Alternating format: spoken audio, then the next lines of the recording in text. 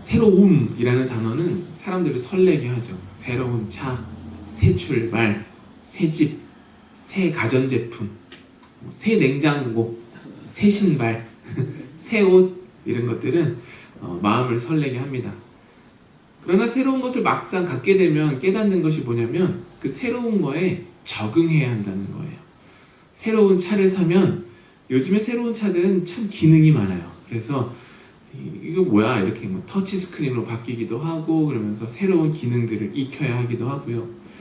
새로운 집을 갖게 되면 새 집을 가져서 좋지만 예전에 살던 집이랑 조금 달라진 구조 때문에 그 구조에 또 적응을 해야 하죠. 구조만 적응하는 게 아니라 만약에 이사를 가게 되면은 이웃들에게도 적응을 해야 돼요. 이 이웃들은 누가 살고 있나, 이 동네는 뭐가 있나, 이런 걸 알아가야 하죠. 새로운 학기, 먼 옛날을 한번 생각해 보세요. 새 학기 되면 뭐 부모님이 신발도 사주고 책가방도 사줘서 신나기도 하지만 또 아예 모르는 반에 들어가서 친구도 새로 사귀어야 되고 새로운 걸 배우기도 해야 되고 온갖 데 신경을 써야 돼서 새로운 학기가 꼭 반갑지만은 않습니다. 우리가 최근에 겪은 새로운 변화가 또 하나 있어요. 뭐냐면 팬데믹이라는 것을 지냈죠. 우리는 전혀 반갑지 않은 변화였지만 이 팬데믹을 지내면서 많은 삶이 바뀌었어요. 특히 교회는 팬데믹을 지내면서 뭘 해야 됐냐면 교회 문을 닫아야만 했어요. 그리고 온라인으로 예배를 드려야만 했죠. 팬데믹이 지나면 많은 사람들이 다시 돌아올 거야 라고 많은 교회들이 기대를 했어요. 그런데 실상은 돌아오지 않았어요. 사람들이. 많은 사람들이 우리 교회뿐만 아니라 뭐 다른 교회도 막 다 그래요. 팬데믹이 지나면 다시 사람들이 돌아올 거야 라고 했지만 많은 교회들은 많은 성도들을 잃었습니다. 즉 새롭다라는 것은 우리에게 기쁨을 주고 설레움을 주기도 하지만 동시에 우리의 노력을 요구하기도 합니다. 새로운 상황에 적응을 해야 하고 그 새로운 상황에 맞춰 우리가 새로운 시도를 해야 된다는 것을 의미하고 있죠. 그래서 사람들은 시간이 지나면서 어떻게 되냐면 변화를 별로 안 좋아해요. 왜냐하면 뭐가 바뀌면 또 적응을 해야 되고 그 적응이라는 단어 속에 숨겨져 있는 것은 우리의 노력과 수고가 포함되어야 하는 것이거든요. 그래서 사람들은 점점점 시간이 지남에 따라서 안 바꾸려고 하는 거예요. 그냥 그대로 둬라고 하는 경우가 있죠. 오늘 우리가 읽은 본문은 이스라엘 백성들이 포로 생활 70년을 마치고 예루살렘으로 돌아와서 이제 새로운 성전의 기초를 놓는 장면을 우리가 읽었어요. 이때 성경은 뭐라고 말하면 제사장들은 예복을 입고 나팔을 불었다라고 말해요. 이걸 왜 말하고 있느냐면 레위기 23장 24절을 보면은 제사장이 나팔을 부는 행위가 아주 상징적인 행위이기 때문이에요. 무엇이냐면 새해, 새로운 시작을 선언해라. 하나님께서 그렇게 말씀하셨어요. 제사장들은 옷을 입고 나팔을 불어라. 이는 너희에게 새해의 시작을 의미하는 것이다 라고 하나님께서 말씀하셨기 때문이에요. 즉 지금 제사장들은 하나님 앞에서 그리고 이스라엘 백성들 앞에서 우리가 새로운 시작을 한다라는 것을 선언하고 있는 거예요. 성전의 기초를 놓으면서. 그런데 이에 대한 두 가지 반응이 성경에 기록되어 있는데 12절 말씀을 보면은 제사장들과 레위 사람들과 나이 많은 족장들은 첫 성전을 보았으므로 이제 이 성전의 기초가 놓임을 보고 대성통곡하였으나 여러 사람은 기쁨으로 크게 함성을 지르니 라고 되어 있어요. 첫 성전을 보았던 사람들은 대성통곡을 했고 여러 사람들은 기쁨으로 크게 함성을 질렀어요. 그렇다면 사람들은 왜 울었을까요? 온 사람들은 왜 울었을까요? 감격했을까요? 우리가 포로 생활을 끝내고 드디어 성전을 다시 짓는다는 것에 답에 대한 힌트는 울었던 이들은 첫 성전을 보았다는 데 있어요. 울었던 사람들은 첫 성전을 보았던 기억이 아직 남아있는 사람들이에요. 첫 성전은 어떤 성전이에요? 다윗이 준비하고 솔로몬이 건축한 첫 번째 예루살렘 성전이죠. 왕들이 준비하고 왕들이 지었기 때문에 이건 국가적 자원을 동원한 건축물이었어요. 근데 지금 짓는 제2성전은 백성들의 자발적인 헌신과 외부의 지원을 통해서 지어지고 있는 성전이에요. 한번 구체적으로 살펴보면 역대상 22장 14절 말씀을 보면은 다윗이 제1성전, 첫 번째 성전을 짓기 위해서 금 10만 달란트, 은 100만 달란트를 준비했다라고 기록되어 있어요. 1달란트가 약 34kg이거든요. 1달란트가 그러면은 10만 달란트로는 어마어마하게 많은 거죠, 사실. 은도 어마어마하게 많아요. 거기에 구리와 철은 그 무게를 달 수 없을 만큼 많았다라고 성경은 기록되고 있어요. 즉 다윗 왕 시대에 이스라엘의 국력이 얼마나 강력했는지를 보여주는 거죠. 금을 10만 달란트, 은을 100만 달란트. 성전만 화려했던 게 아니라 백성들의 삶도, 그리고 이스라엘이라는 그 국가의 그 상황도 굉장히 강력했고 잘 살고 윤택했다라는 것을 말해주고 있어요. 이어서 열왕기상 6장 1절 말씀을 보면 솔로몬이 성전을 건축할 때 3만 명의 사람들을 동원했고 7만 명의 운반꾼들을 데리고 있었고 8만 명의 채석꾼을 고용했다라고 말하고 있어요. 얼마나 많은 사람이에요. 18만 명 데리고서 성전을 건축한 거예요. 국가의 힘이 얼마나 강했는지 알 수 있는 거죠. 제1성전을 본 사람들은 다윗과 솔로몬 시대를 어렸을 때 살았거나 그 시대를 기억하고 있는 사람들이에요. 그들이 지금 제2성전의 기초를 놓는 장면을 보고 있는 거예요. 제2성전은 아까 말씀드렸다시피 백성들의 자발적인 헌신과 페르시아 왕 고레스의 지원을 통해서 지어지고 있어요. 자신들의 힘으로 지어지고 있는 게 아니에요. 자신들의 힘도 미약해요. 포로 생활을 마치고 왔으니 이스라엘 백성들이 부유했을 리가 없죠. 그들은 가난했어요. 그래서 이스라엘의 사람들, 제1성전의 기억을 가지고 있는 사람들은 제2성전의 규모를 보고 슬퍼했던 거예요. 그 차이를 보았기 때문이죠. 제1성전은 이렇게 화려했는데, 이렇게 웅장했는데 지금 우리가 짓고 있는 건 이렇게 초라하고 연약하구나. 이게 현실이구나 라는 걸 그들이 보게 된 거예요. 이 사람들은 믿음을 가지고 있는 사람들이었어요. 70년간 포로 생활을 했다라고 말을 하지만 70년간 자기의 삶의 터전을 저 먼 땅에다가 만들어 놓은 사람들이에요. 그 사람들이 그걸 다 버리고 지금 예루살렘으로 돌아올 정도로 이 사람들은 하나님에 대한 믿음이 강했던 사람들이에요. 그런데 현실은 냉혹했다라는 거죠. 낭만적이었겠죠. 예루살렘에 돌아와서 우리가 다시 예배하고 우리가 우리 고향 땅에 가서 새로운 시작을 한다라는 것은 굉장히 설레는 일이에요. 그러나 도착해 보니까 현실은 냉혹한 거예요. 성전의 터는 다 부서져 있고 내 현실을 보게 된 거죠. 아, 내가 가지고 있는 거 다 버리고 돌아오기만 하면 어떻게 시작이 될 줄 알았는데 아, 나는 아무것도 가진 게 없구나. 그들이 깨달은 거예요. 자신들은 가난했고 이스라엘의 영광은 다 사라졌어요. 그들은 제1성전 시대를 거쳤다라는 것 자체가 자신들이 나라가 멸망하고 포로 생활했다는 그 아픈 역사를 다 가지고 있다는 건데 돌아오기만 하면 될 거라는 그 과거의 영광만을 지금 기억한 채 돌아왔기 때문에 그들이 눈물을 흘리고 있는 겁니다. 그러나 한편에서는 기쁨으로 크게 외치는 소리가 있었다라고 성경은 말하고 있어요. 아마 새로운 젊은 세대의 외침이었을 겁니다. 이들은 아마 포로 생활 때 태어나고 포로 생활 때의 인생이 전부인 사람들이었을 거예요. 그들은 하나님의 약속이 하나님께서 우리를 반드시 회복시키실 것이라는 약속을 귀로 계속 듣고 자란 세대일 거예요. 그들은 포로 생활을 마치고 돌아오니까 정말 하나님이 우리를 회복시키시는구나. 그리고 말로만 듣던 하나님을 예배하는 성전을 지금 내 손으로 내 헌신으로 짓고 있구나라는 것에 대한 감격 때문에 그들은 큰 소리로 외쳤습니다. 자, 우리는 두 가지 반응을 보았어요. 제2성전의 기초를 놓으면서 두 가지 반응이 있었죠. 조금 나이가 든 세대는 울었고 젊은 세대는 환호했어요. 그런데 이 두 가지 반응이 사실 우리가 우리 삶을 대하는 태도와도 많이 다 있습니다.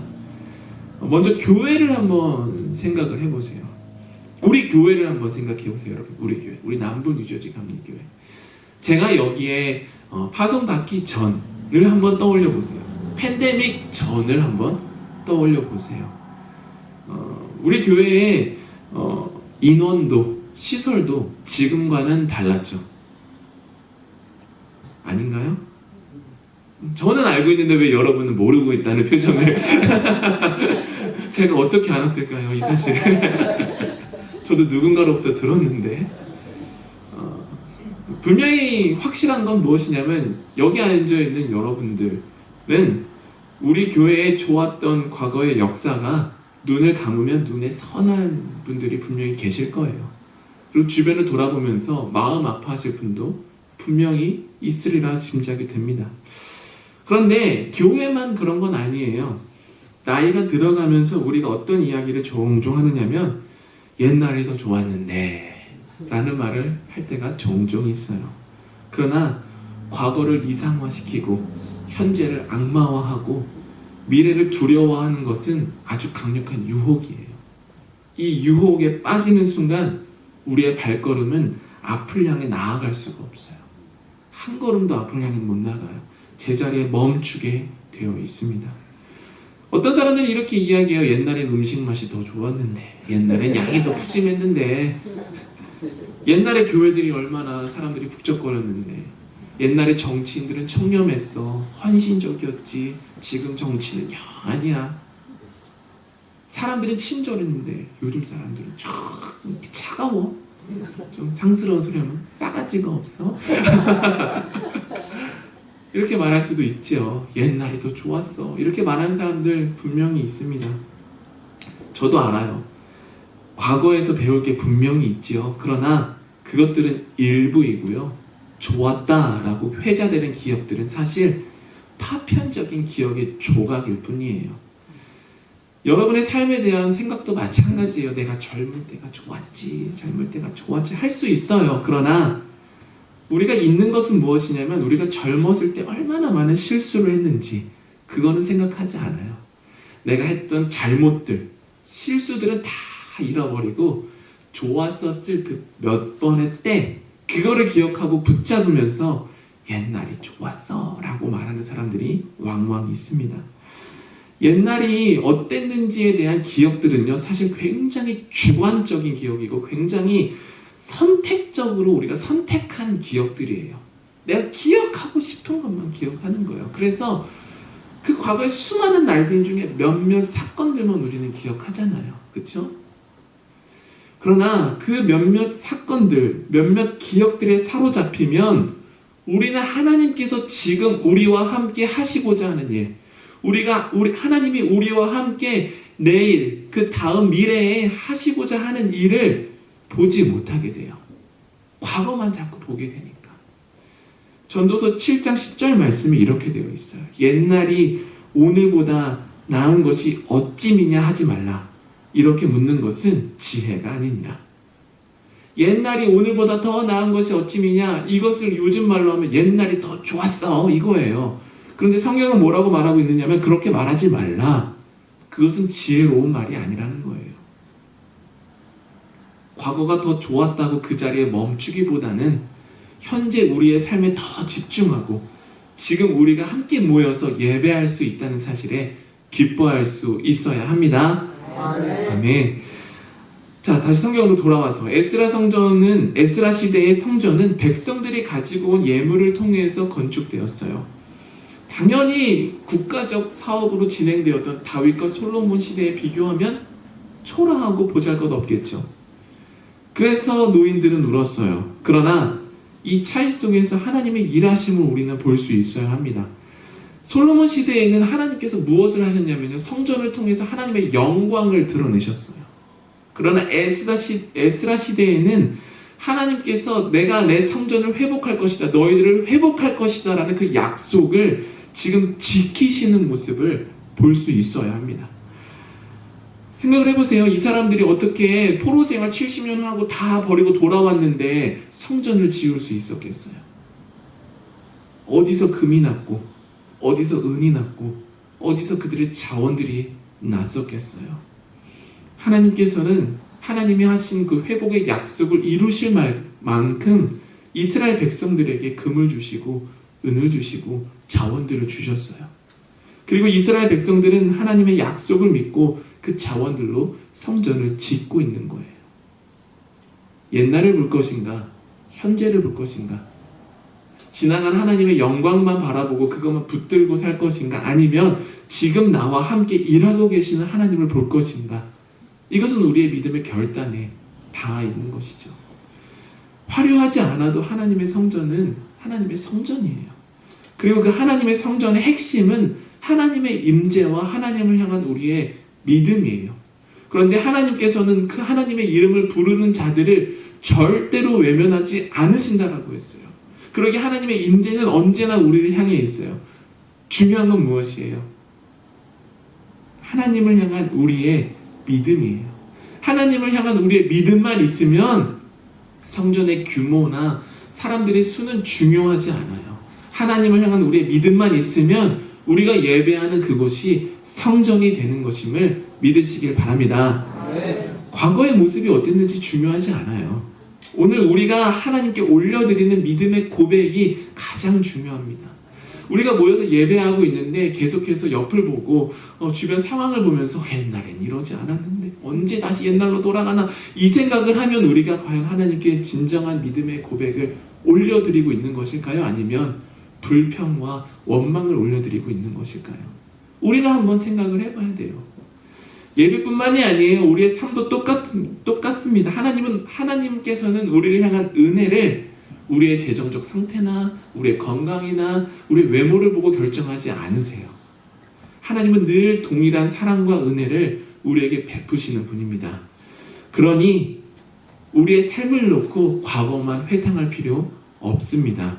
현재 내가 할 수 있는 일, 만나는 사람들에게 감사하고 기뻐하면서 살아갈 수 있어야 합니다.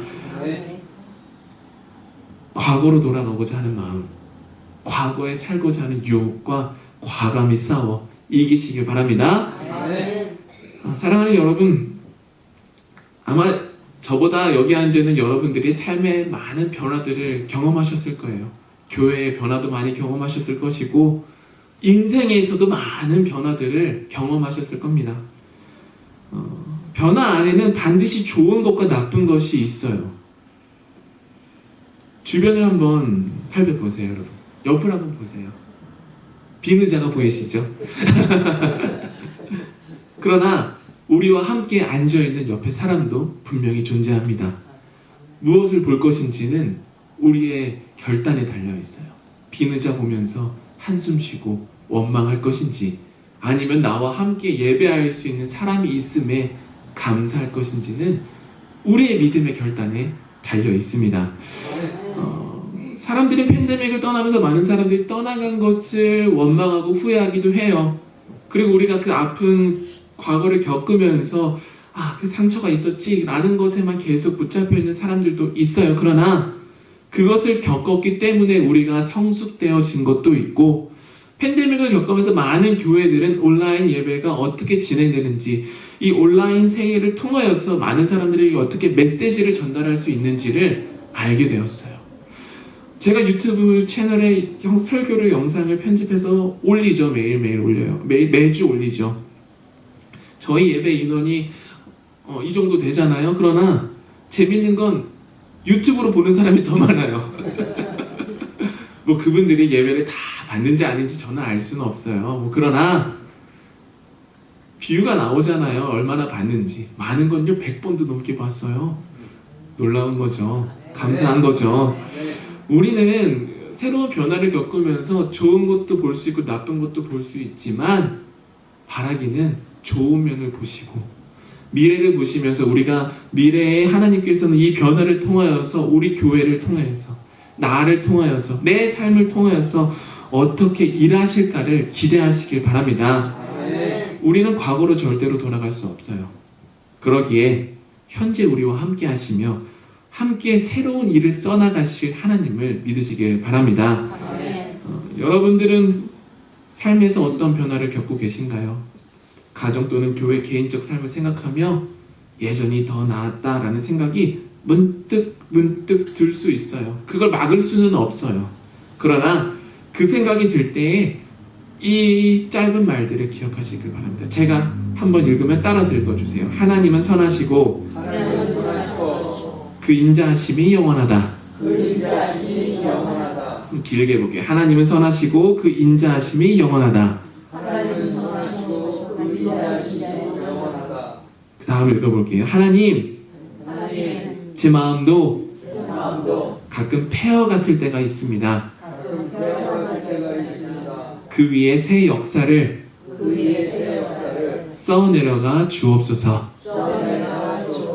한 번 더 해볼까요? 하나님, 제 마음도 폐허 같을 때가 있습니다.